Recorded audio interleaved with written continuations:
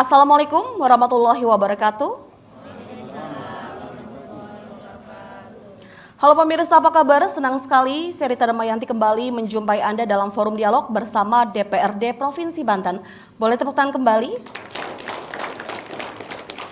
Pemirsa, seperti diketahui, akses terhadap energi listrik merupakan hak dasar setiap warga negara dan juga menjadi fondasi untuk pembangunan ekonomi dan sosial di daerah-daerah terpencil.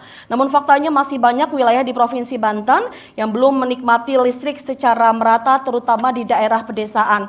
Oleh karena itu, pemerintah melalui Dinas SDM Provinsi Banten terus mendorong program listrik desa atau LISDES sebagai wujud nyata upaya percepatan pembangunan infrastruktur energi, di mana tahun 2025 menjadi momentum penting untuk mempercepat pemerataan listrik, membuka peluang ekonomi baru, dan juga meningkatkan pendidikan serta menghadirkan keadilan sosial bagi seluruh rakyat Indonesia, khususnya masyarakat di Provinsi Banten. Lantas seperti apa program ini berjalan di tahun 2025 ini? Bersama para narasumber, kami sudah hadir. Yang pertama ada anggota Komisi 4 DPR Provinsi Banten, ada Bapak Ade Hidayat Eskom MAB. Assalamualaikum. Waalaikumsalam warahmatullahi wabarakatuh. Sehat Pak Ade? Alhamdulillah. Alhamdulillah. Aktivitas lancar? Lancar. Lancar ya. Nanti kita akan ngobrol lebih jauh terkait dengan dukungan yang diberikan ya Pak ya. Selanjutnya kami juga sudah mengundang PLT Kepala Dinas SDM Provinsi Banten, ada Bapak Ari James Faradi ST MSI MT. Assalamualaikum. Waalaikumsalam warahmatullahi wabarakatuh. Sehat Pak Ari? Alhamdulillah. Alhamdulillah. Kita berjumpa kembali ya Pak ya. Betul. Nanti kita akan juga bahas seperti apa komitmen dari pemerintah terhadap transisi energi yang ada di Provinsi Banten ya Pak ya. Baik. Kami juga sudah mengundang tokoh masyarakat. Pemirsa, ini ada Bapak Dr. Tony Anwar Mahmud, SOS MSI. Assalamualaikum. Waalaikumsalam warahmatullahi wabarakatuh. Sehat Pak Tony? Harus sehat. Harus sehat. Dan juga mudah-mudahan dalam kondisi sehat dan tetap semangat teman-teman dari seluruh masyarakat di Provinsi Banten dan masyarakat Kota Serang. Halo semuanya, Assalamualaikum. Waalaikumsalam. Baik. Listrik aman di rumah? Aman ya. Baik, sebelum kita bahas lebih jauh, tema kita terkait dengan percepatan listrik desa dan pemerataan akses energi demi keadilan dan kesejahteraan masyarakat. Saya ingin menyinggung sedikit ke Pak Ade, mengingat kita tahu kebermanfaatan listrik yang sangat banyak. Pak Ade, menurut Anda bagaimana DPRD Banten memastikan agar program LISDES di Provinsi Banten saat ini benar-benar menyentuh lapisan masyarakat dan juga khususnya di daerah pedesaan ataupun juga terpencil? Tentu saja kami coba berangkat dari asta-cita Pak Presiden bahwa kita ini harus punya kemandirian. Salah satunya adalah mandiri energi. Tentu membangun kemandirian ini adalah tugas bersama kami, pemerintah pusat, kemudian provinsi, kabupaten. Bagaimana caranya kita memetakan agar distribusi energi serta menciptakan peluang baru untuk mencapai masyarakat yang maju, masyarakat yang adil, yang merata, ya. Apalagi Pak Gubernur punya visi misinya Banten maju, adil dan merata. Nah, ada beberapa angka yang mungkin masih bisa kita dorong agar distribusi energi ini, salah satunya listrik misalnya, bisa 100% di Banten. Tentu saja teman-teman dari Distamben sedang mengejar itu karena angkanya sedikit lagi, agar kebutuhan-kebutuhan masyarakat tidak hanya untuk terang saja di rumah, tetapi untuk mendorong dan membantu kegiatan-kegiatan usaha ekonomi masyarakat. Sebab sekarang tukang kayu saja ya sudah mulai pakai listrik, ya, dengan mesin-mesin alat kayu dan lain sebagainya. Nah, tentu saja ini upaya kami dengan pemerintah Provinsi Banten agar tadi Banten bisa 100% distribusi listriknya untuk kebutuhan rumah tangganya dan lain sebagainya. Saya kira itu. Oke. Karena memang melihat dari kebermanfaatan listrik tadi kan memang juga untuk membantu, salah satunya juga untuk mendukung perekonomian masyarakat gitu kan, salah satu penggerak ekonomi masyarakat. Seperti apa peran DPRD sendiri Pak dalam mengawal maksud kami regulasi dan juga anggaran untuk program percepatan listrik di Banten, khususnya untuk daerah-daerah mempercepat elektrifikasi di desa-desa terpencil tadi Pak? Tentu dengan dukungan anggaran kami mencoba melakukan terobosan-terobosan. Dan teman-teman di Stamben juga memang sedang gencar mengejar target tadi, dan sedikit mungkin ada efisiensi ya, meski ada kita sebut saja ini tantangan ya, tantangan ke depan. Namun kemudian kita tidak boleh kalah dengan kondisi yang ada. Maka saya mencoba berangkat dari bagaimana caranya kita berpikir kritis agar pemerintah Provinsi Banten nanti ke depan bisa mengembangkan sumber-sumber energi lain yang bisa ditawarkan. Bisa ditawarkan kepada masyarakat, kepada pelaku usaha gitu. Sebab energi listrik baru terbarukan juga ini menjadi salah satu alternatif untuk bisa kita kembangkan. Misalnya sekarang ada panel surya dan lain sebagainya. Di lingkungan kita, di masyarakat misalnya ada banyak curug atau air yang kemudian bisa kita kembangkan untuk melokalisasi wilayah-wilayah yang memang belum bisa dilistrikin gitu ya. Nah, oleh karena itu kegiatan-kegiatan ke depan tentu saja DPRD berharap pembangunan sumber daya baru itu ya untuk bisa ditemukan ya, sehingga tidak lagi kita mengandalkan narik kabel ya yang panjangnya lumayan jauh dengan kondisi misalnya jalannya juga belum memadai ya. Nah, tentu saja bagaimana caranya kita ciptakan tadi listrik sumber daya energi yang baru ya kan misalnya. Saya kira kalau misalnya contoh ada satu RW atau kelurahan gitu ya yang misalnya memang jauh dijangkau, maka kita bisa ciptakan energi listrik yang baru di situ. Lalu kemudian kita ke depan ingin juga bagaimana ada subsidi buat masyarakat tadi yang dengan menggunakan tadi teknologi sumber daya listrik dengan solar panel tadi ya, solar panel.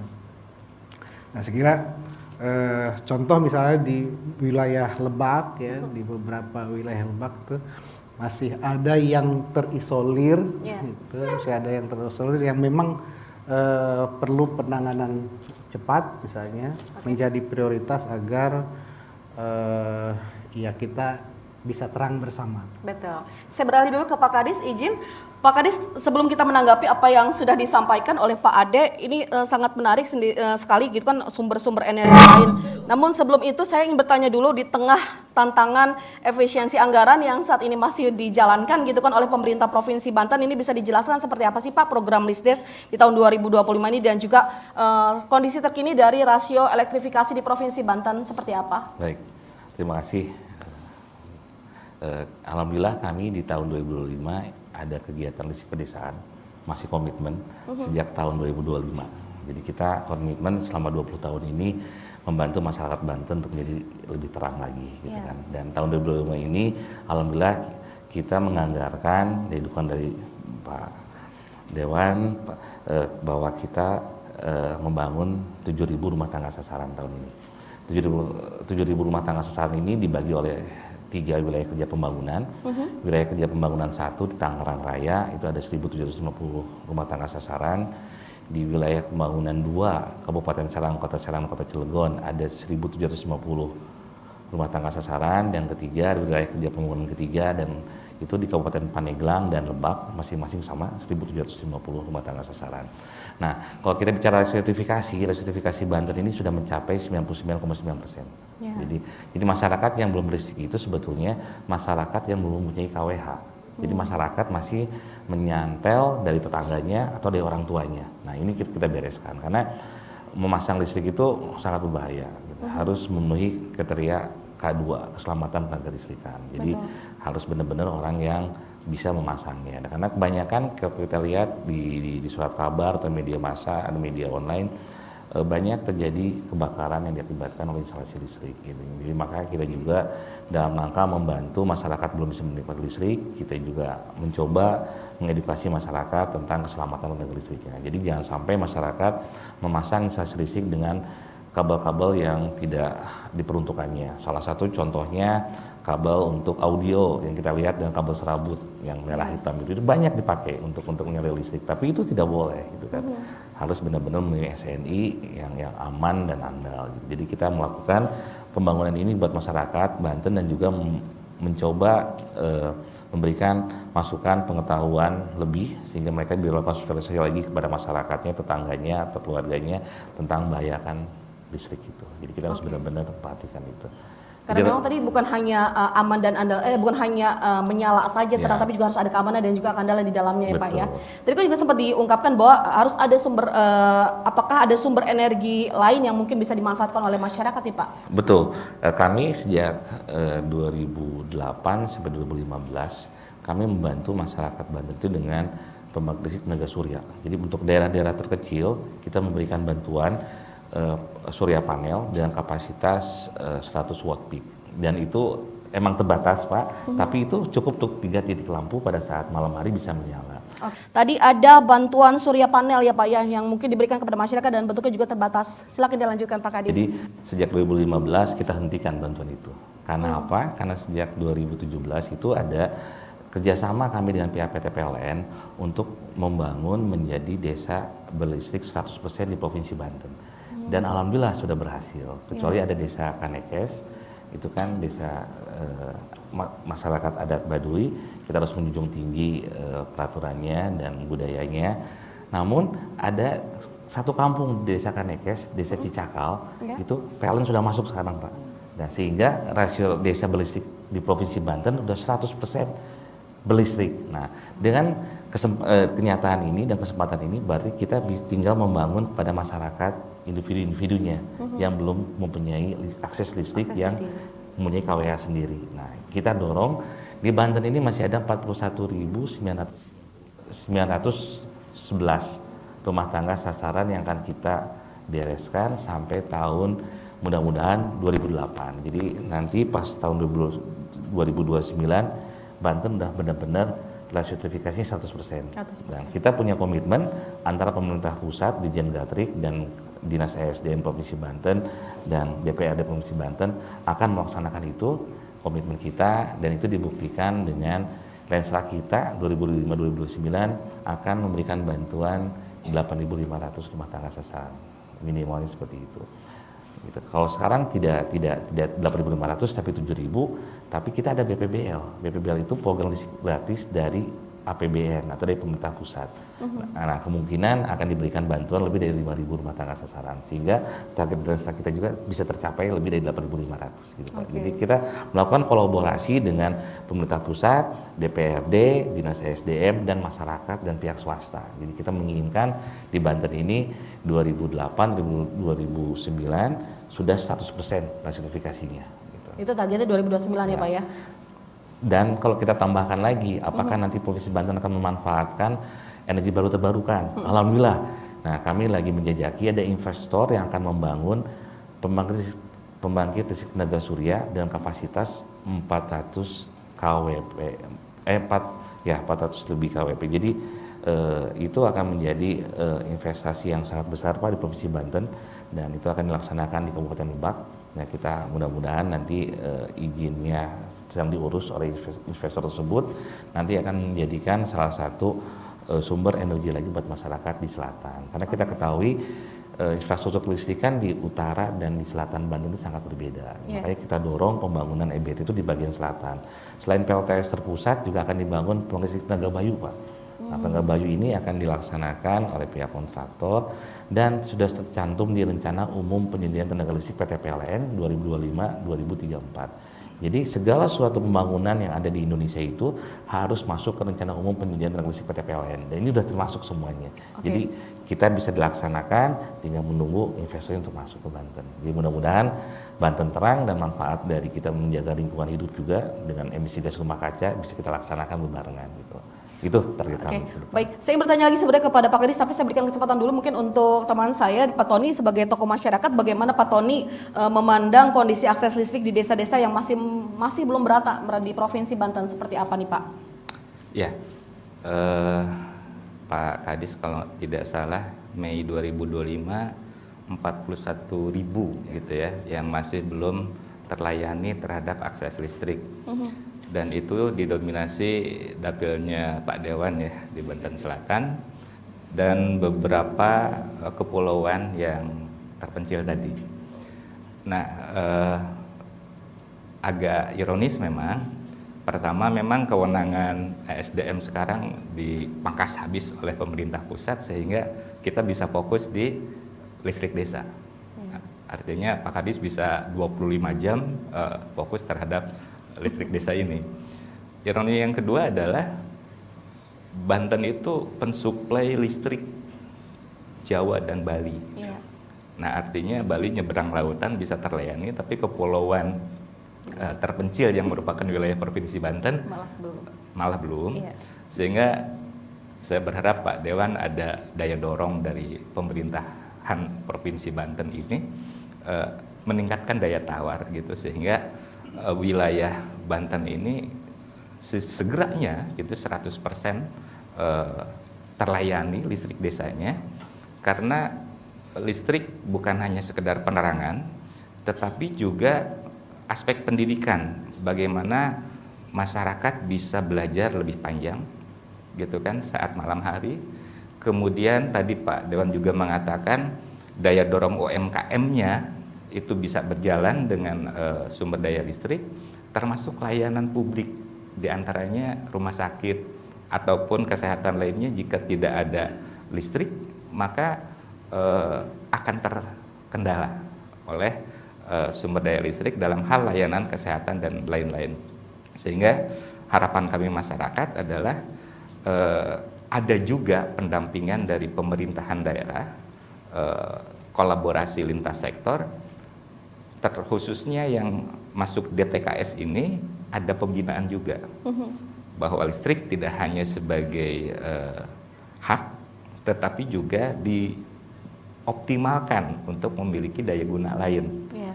Itu selain pendidikan, kesehatan juga mendorong ekonomi UMKM khususnya. Iya. Begitu Mbak. Baik, terima kasih Pak Tony. Saya mungkin langsung beralih ke Pak Ade menanggapi apa yang sudah disampaikan Pak Tony. Kita tahu bahwa Provinsi Banten merupakan lumbung energi ya Pak ya. Iya. Tadi menyokong dari Jamali tadi. Lalu ada satu pulau yang memang belum tercover, ini bagaimana dorongan yang dilakukan oleh DPR Provinsi Banten untuk bisa menyuplai agar nanti benar-benar rasio elektrifikasi ini bisa tercapai 100% tadi Pak? Ya, tentu harus mulai dari sekarang kita berkomitmen untuk beresin itu. Tadi kata Pak Tony, Bali aja nyampe pakai kabel ya kan, masa pulau di Banten belum. Iya. Nah ini tentu jadi PR kita bersama, nanti kita sinkronkan dengan pemerintah Provinsi Banten.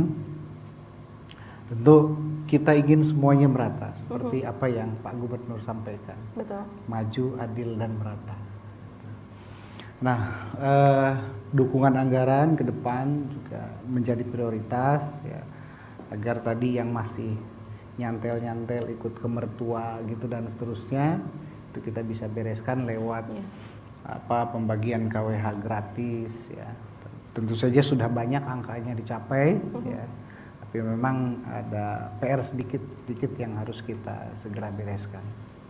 Nah, ini menjadi catatan bahwa pada hari ini Pak Kadis, bahwa kita harus punya target untuk bisa menyelesaikan PR tadi yang Pak Tony sampaikan. Pulau-pulau kecil kita coba harus data kembali, datanya yang baik ya. Kita mulai dari data yang baik sehingga kita bisa menyelesaikan persoalan-persoalan tadi gitu.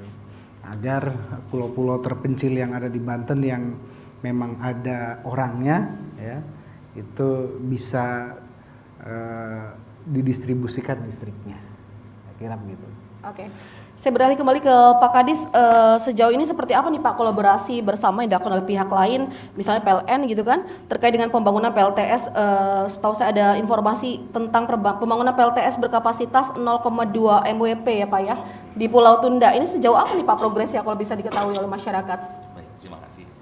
Sangat bagus pertanyaannya. Jadi alhamdulillah Pak, Bu, kami didukung oleh Pak Dewan, Pak Ade. Alhamdulillah kita di tahun 2006 kita anggarkan Pak revitalisasi Pulau Tunda. Ya. Jadi kode rekening untuk melakukan revitalisasi bulan kemarin di bulan Juli itu keluar dari Kementerian Dalam Negeri. Jadi kita bisa menganggarkan apa yang sudah kita bangun. Jadi kita seperti kalau kita baca di media massa, ada Pulau Tunda yang jaraknya 30 km kurang lebih dari Pulau Jawa. Ya. Yang kalau misalnya pagi-pagi kita bisa lihat cerobong asapnya PLTU Sulalaya, PLTU 7 Bojonegara, PLTU GU dan lain-lain. Dan insya Allah kita akan melaksanakan itu. Dan alhamdulillah di rencana umum penyediaan tenaga listrik PT PLN itu ada. Betul yang disebutkan oleh Bu Rita, 0,2 megawatt peak, berarti 200 kWp. 200 kWp ini COD-nya harus terbangun di tahun 2027. Nah, kami sudah melakukan koordinasi dengan arahan Pak Gubernur kemarin dengan PT PLN, dan PT PLN sudah melakukan DED-nya Pak. Alhamdulillah DED sudah dipasang, berapa buah titik trafonya, gardu trafonya, tiang listriknya, dan pembangkitnya di mana akan dibangun. Dan kami sudah melakukan koordinasi dengan masyarakat Pulau Tunda. Insya Allah di tahun 2005 sampai 2006 melakukan persiapan, mungkin 2006 akhir akan dilaksanakan pembangunannya, gitu kan. Sehingga PLTS yang ada di sana kita perbaiki baterainya, kita perbaiki inverternya sehingga bisa bermanfaat. Yang sekarang kan ada 50 kWp, namun kan ada kerusakan baterai, tidak bisa nyala, sehingga masyarakat Pulau Tunda itu mengandalkan dari swadaya masyarakat sendiri Pak, BBM-nya. Walaupun kita memberikan bantuan diesel kepada mereka dengan harapan bisa lebih banyak lagi menjangkau, menikmati listrik masyarakat Pulau Tunda. Namun dengan nambah kapasitas berarti nambah biaya BBM-nya Pak. Itu jadi permasalahan berikutnya, sehingga siang hidup akhirnya karena BBM sangat mahal. Kami berusaha dan alhamdulillah kolaborasi kita dengan Kementerian ESDM dan PT PLN untuk melakukan pelaksanaan pembangunan. Setelah itu kita akan serahkan yang pembangkit listrik tenaga surya yang sudah ada existing yang ada di sana untuk dikelola oleh PT PLN Pak. Jadi PT PLN 100% masuk ke sana. Jadi masyarakat Pulau Tunda akan membayar listrik seperti yang di Pulau Jawa ke PT PLN gitu. Nah ini kita, mudah-mudahan kami butuh dukungan dari masyarakat dan tentunya dari DPRD Banten, juga dari tokoh masyarakat bisa terwujud secepatnya. Dan baru minggu kemarin kita melakukan koordinasi dengan PT PLN Wid Banten, dan mereka juga lagi menunggu anggaran dari pemerintah pusatnya seperti apa. Tapi itu sudah menjadi prioritas harus dilaksanakan, karena kami tahu sendiri di tahun 2026 itu anggaran paling besar untuk Kementerian SDM untuk melistriki masyarakatnya. Gitu. Jadi mudah-mudahan masyarakat Banten bisa mendapatkan tambahan sedikit untuk di Pulau Tunda, Pak. Itu yang harapan kami. Kembali lagi terkait dengan bahwa menurut hemat Anda nih Pak Tony, apakah masyarakat sudah merasakan manfaat secara langsung dari program listrik desa yang selama ini sudah berjalan nih Pak? Ya, tentu sangat merasakan manfaat dari listrik masuk desa khususnya. Tapi bagi yang sudah teraliri gitu kan, banyak manfaat. Misalkan pengusaha kuliner yang UMKM gitu, mereka bisa menyimpan bahan makanan di lemari pendingin gitu kan, artinya ada manajemen bahan. Tetapi bagi mereka yang belum, tentu agak repot. Kalau generasi old seperti saya sama Pak Dewan itu masih merasakan nonton TV pakai aki. Artinya di luar listrik ada keterbatasan waktu, ada keterbatasan biaya tadi seperti BBM dan sebagainya kalau pakai genset. Nah artinya memang ini sangat dibutuhkan. Tidak hanya sekedar penerangan, tetapi tadi untuk layanan kesehatan, pendidikan dan mikro ya, usaha mikro dan kecil menengah ini sangat penting. Jadi kami berterima kasih kepada SDM yang sangat concern secara teknis dan dorongan dari DPRD. Hanya saja kami masih menunggu layanan-layanan edukasi literasi energi, karena memang selama itu kabel bagi kami bisa mengalir listrik itu kita gunakan. Nah, di sini perlu peran pemerintah tentunya dalam penyediaan alat listrik juga menjadi sebuah perhatian, sehingga masyarakat memahami. Karena memang tidak sedikit terjadinya spark, terjadinya konsleting listrik itu diakibatkan oleh instalasi yang ala kadarnya, yang tadi tidak paham literasi energi. Jadi mohon selain memasang juga ada literasinya gitu Pak Kadis terhadap masyarakat khususnya di pedesaan. Agar tadi tercipta listrik yang aman dan juga andal. Betul. Pak Tony tadi kan juga sempat diungkapkan oleh Pak Kadis terkait dengan rencana pembangunan PLTS di Pulau Tunda. Bagaimana tanggapan Anda ataupun juga adakah masukan yang mungkin ingin diberikan? Ya, sepanjang kita memiliki data yang menjadi fokus, itu alangkah lebih baiknya tidak hanya memprioritaskan wilayah yang tidak ada penduduknya, tetapi kita juga harus berpikir strategis bahwa beberapa wilayah yang potensial, khususnya beberapa kepulauan yang menjanjikan, infrastrukturnya mulai disiapkan juga, sehingga pada saat kita mendorong lahirnya investor, kita sudah menyediakan infrastruktur sehingga pihak swasta mau lokal ataupun asing bisa segera running dengan segala apa yang dimiliki potensi di kepulauan di Provinsi Banten, gitu Mbak Dita. Oke, baik. Terima kasih Pak Tony. Saya beralih kembali ke Pak Ade. Pak Ade tadi mengingat potensi energi baru terbarukan yang cukup besar di Provinsi Banten. Sejauh mana Anda melihat keseriusan pemerintah dalam memanfaatkan tenaga surya, tenaga angin maupun mikrohidro yang sudah diintegrasikan dalam dalam program Lisdes, maksud kami, untuk menjangkau desa-desa yang tadi belum teraliri listrik, Pak? Ya, harus mulai dicoba ya, harus mulai dicoba dengan beberapa macam kendala yang memang tadi ditemukan.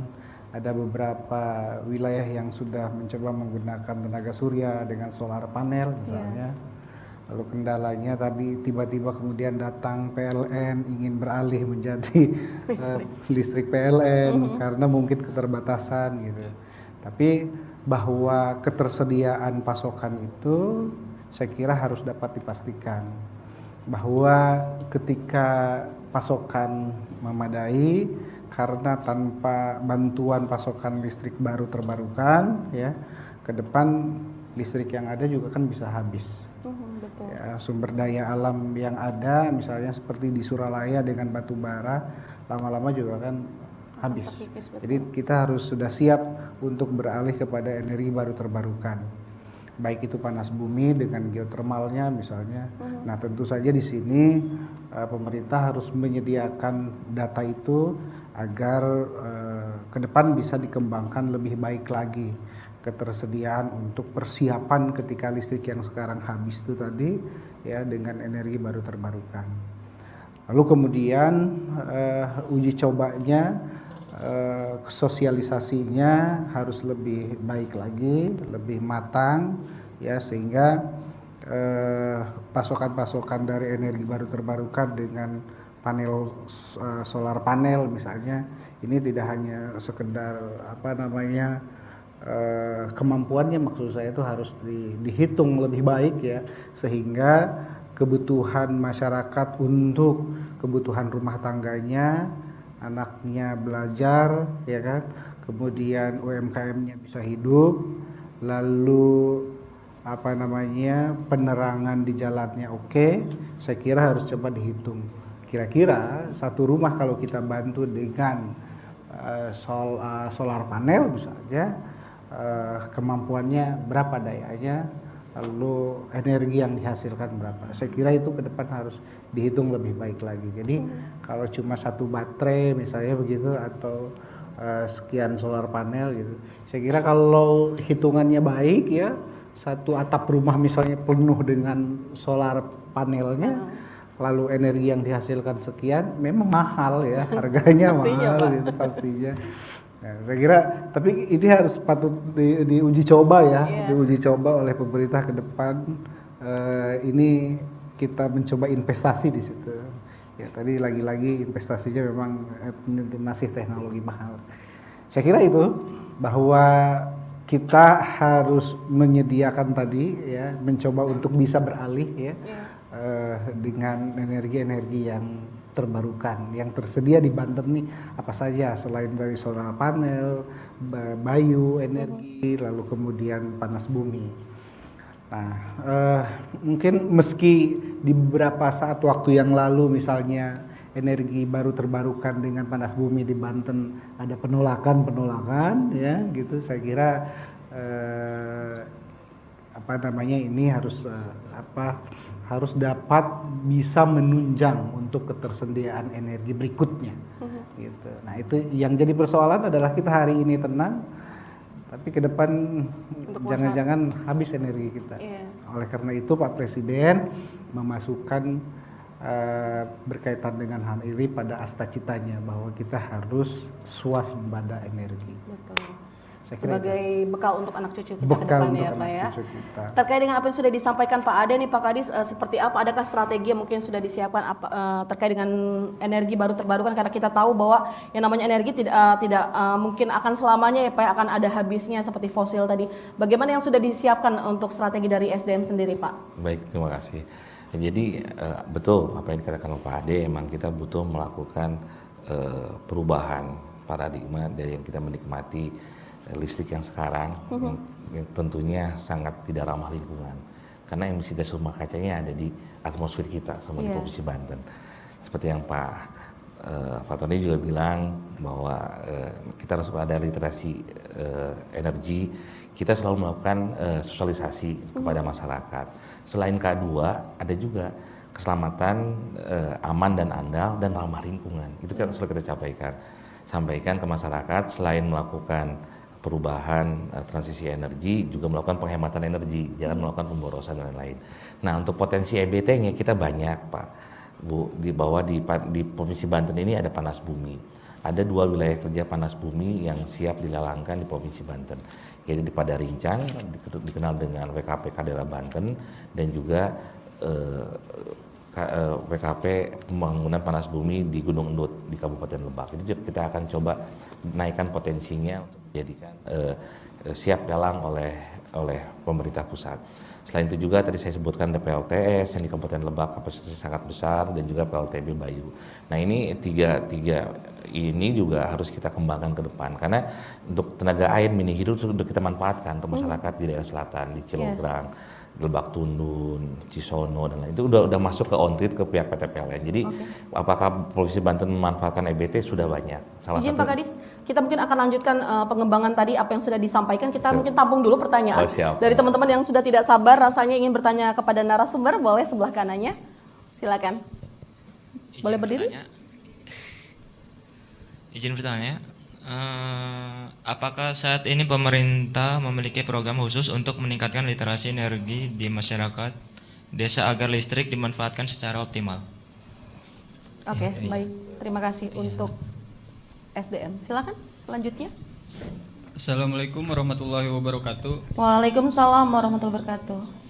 Izin perkenalkan diri, nama saya Muhammad Alwan, mahasiswa dari Stisip Banten Raya, Pandeglang. Ingin bertanya kepada Pak Tony terkait isu kesejahteraan, apakah DPRD memiliki program pendampingan khusus bagi masyarakat untuk memanfaatkan listrik secara produktif? Terima kasih. Baik, satu lagi boleh? Assalamualaikum warahmatullahi wabarakatuh. Waalaikumsalam warahmatullahi wabarakatuh. Perkenalkan, nama saya Kamala Dewi, saya mahasiswi dari Sekolah Tinggi Ilmu Sosial Politik Banten Raya.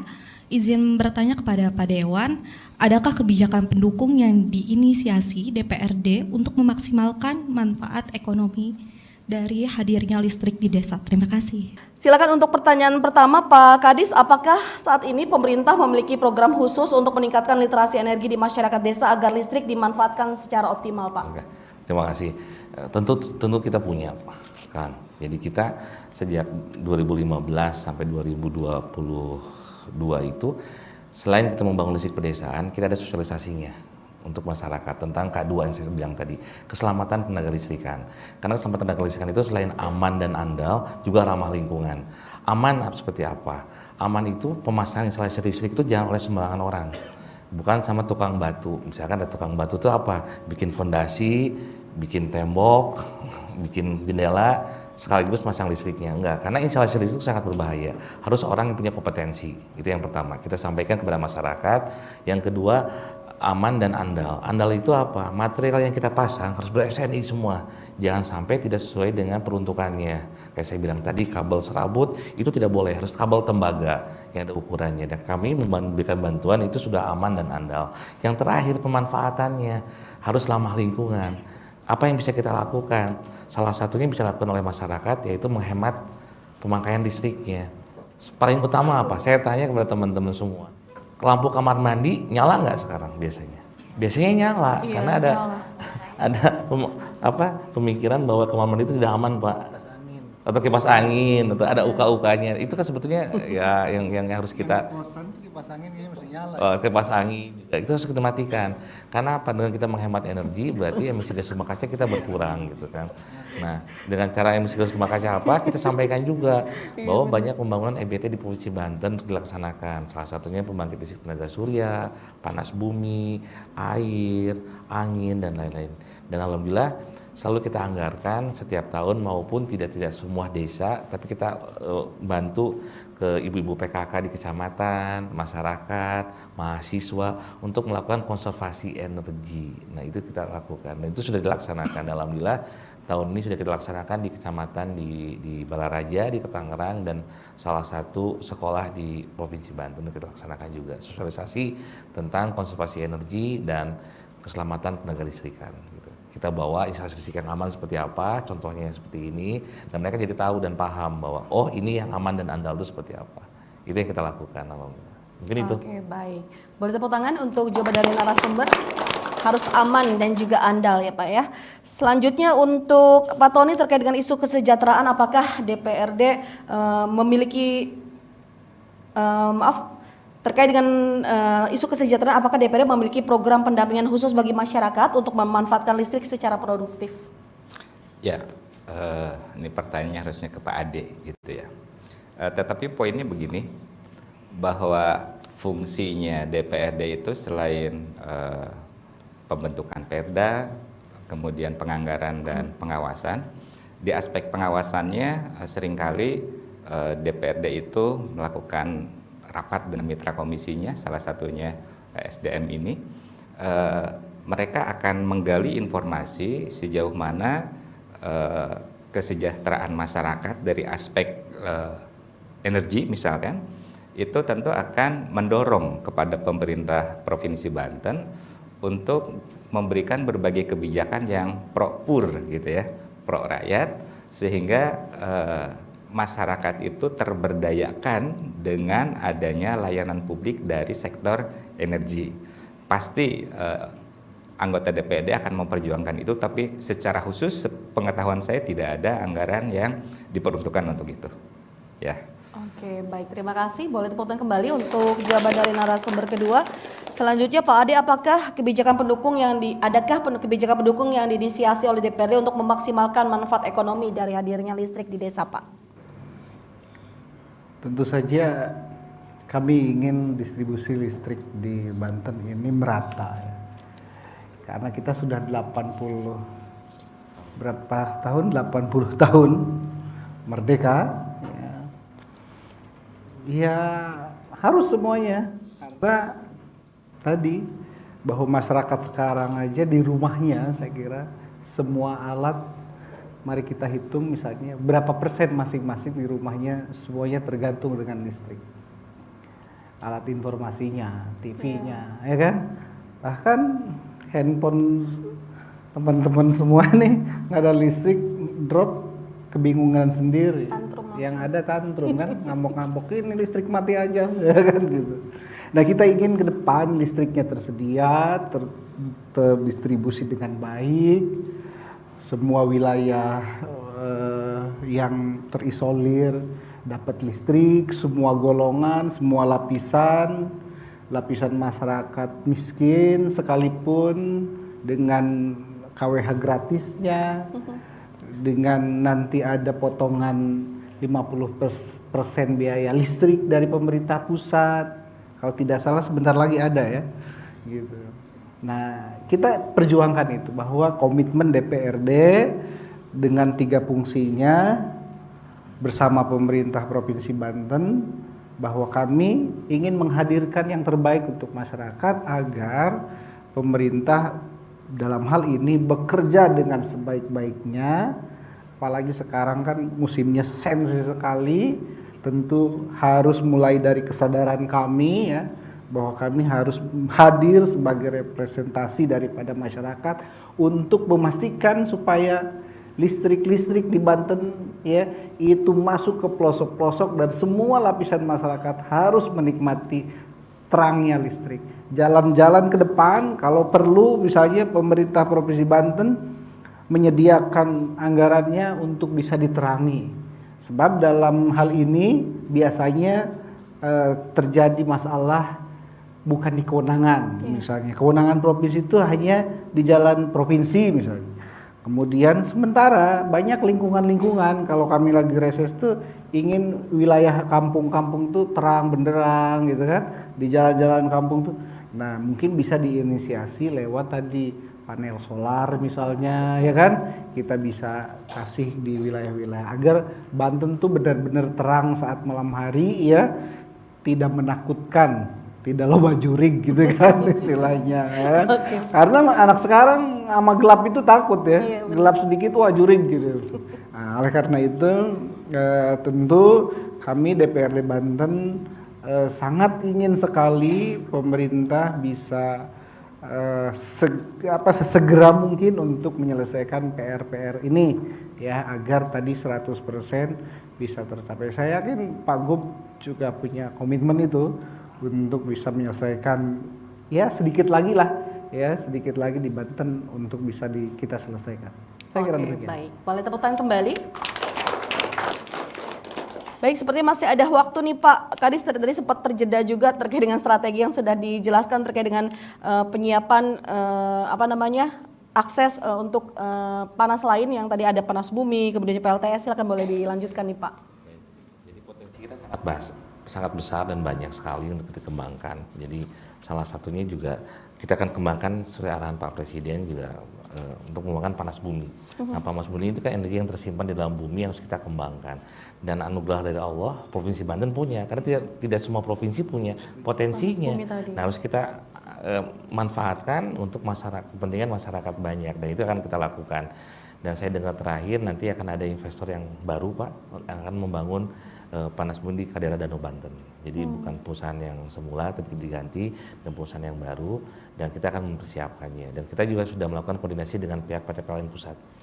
Kita sudah ketemu dengan bagian EBT-nya dan ada isu-isunya PT PLN mau masuk Pak lewat panas bumi. Jadi kita sangat dukung secepatnya agar kita bisa dimanfaatkan oleh masyarakat sebesar-besarnya. Terus tambahan sedikit, alhamdulillah dengan anggaran dari Pak Dewan kami sekarang memberikan bantuan bukan 450 watt lagi Pak, tapi 900 watt subsidi gitu, 900 watt sehingga bisa meningkatkan pertumbuhan ekonomi dan kehidupan masyarakat tersebut. Jadi karena pemerintah pusat sering membagikan kompor listrik atau rice cooker kemarin, tapi itu daya 4,5 kan nggak mungkin dinyalain Pak. Nah, kita ganti jadi 900 watt, kita didukung anggarannya oleh Pak Dewan, Pak Ade, alhamdulillah, dan kita berharap untuk bisa meningkatkan pertumbuhan ekonomi lokal di sana dengan adanya misalkan membuat nasi uduk atau minum-minuman dingin, jadi kulkas bisa nyala sekarang kan, rice cooker juga bisa nyala, karena 450 watt itu kan hanya 3 titik lampu dan 1 TV, mesin pompa nggak bisa nyala, dimatiin dulu yang lainnya belum bisa nyala. Tapi dengan 900 watt kita berharap bisa meningkatkan kualitas hidup masyarakat Banten dan lebih aman gitu. Jadi alhamdulillah tahun ini, baru tahun 2025 ini insya Allah dayanya 900 watt. 900 watt. Iya. Dan benar-benar nanti bisa dimanfaatkan oleh masyarakat ya Pak untuk kehidupan ekonomi mereka khususnya ya. Dan baik, betul. Sudah tidak terasa nih sudah 1 jam ya kita berbicara lebih banyak terkait dengan percepatan dan juga pemerataan akses energi. Sebelum kita berpamitan kepada pemirsa di rumah, silakan Pak Tony apa yang disampaikan untuk closing statement Anda. Ya, listrik bukan sekedar cahaya, tetapi jalan menuju ilmu, usaha dan harapan. Untuk itu mari kita bijak menggunakan listrik dan kita tetap ramah terhadap lingkungan. Selamatkan bumi. Oke. Boleh Pak Kadis? Kayaknya udah semuanya sama Pak Fatoni. Bukan kopi pas sedikit berbeda lah. Mari kita dukung program listrik pedesaan ini untuk meningkatkan kualitas hidup yang lebih baik, mendorong pertumbuhan ekonomi, dan tentunya dimanfaatkan untuk para pelajar yang ada di Banten ini khususnya untuk bisa mendapatkan literasi digital. Dengan adanya listrik ini bisa menambah ilmu pengetahuan. Maka kita dukung Indonesia Banten Terang 2028. Luar biasa. Silakan Pak Ade, apa yang disampaikan? Kalau saya dari DPRD Banten tentu ingin mulai dari 3 fungsinya. Salah satunya pengawasannya dan penganggarannya. Oleh karena itu kami akan berangkat dari situ mengoptimalkan, ya memaksimalkan lebih semangat lagi agar 2 fungsi tadi ya bisa berjalan dengan baik dan memastikan masyarakat bisa menerima manfaatnya agar ke depan pembangunan di Provinsi Banten terkait dengan distribusi listrik lebih merata lagi. Lapisan masyarakat yang terbawah pun dapat menerima manfaat daripada listrik ini. Tentu doakan DPRD bisa hadir di tengah-tengah masyarakat memberikan solusi ya sehingga menjadi representasi yang baik agar bisa mengawasi pemerintah, bisa memberikan dukungan kepada pemerintah melalui anggarannya agar pembangunan distribusi listrik berjalan dengan sebaik-baiknya. Itu saja. Baik, terima kasih banyak Pak Ade, boleh tepuk tangannya. Semoga kemerataan listrik ini bisa diakses oleh seluruh masyarakat di Provinsi Banten dan juga tadi program Wisdes dan juga pembangunan PLTS yang di Pulau Tunda bisa berjalan dengan lancar nantinya ya Pak ya. Baik, terima kasih banyak Pak Tony dan terima kasih Pak Kades dan juga terima kasih Pak Ade sudah membersamai kami. Dan pemirsa, tidak terasa 1 jam kebersamaan kita dan saksikan kami kembali dalam forum dialog edisi lainnya. Akhir kata saya Rita Damayanti dan juga seluruh kru yang bertugas sudah pamit. Sampai jumpa. Wassalamualaikum warahmatullahi wabarakatuh.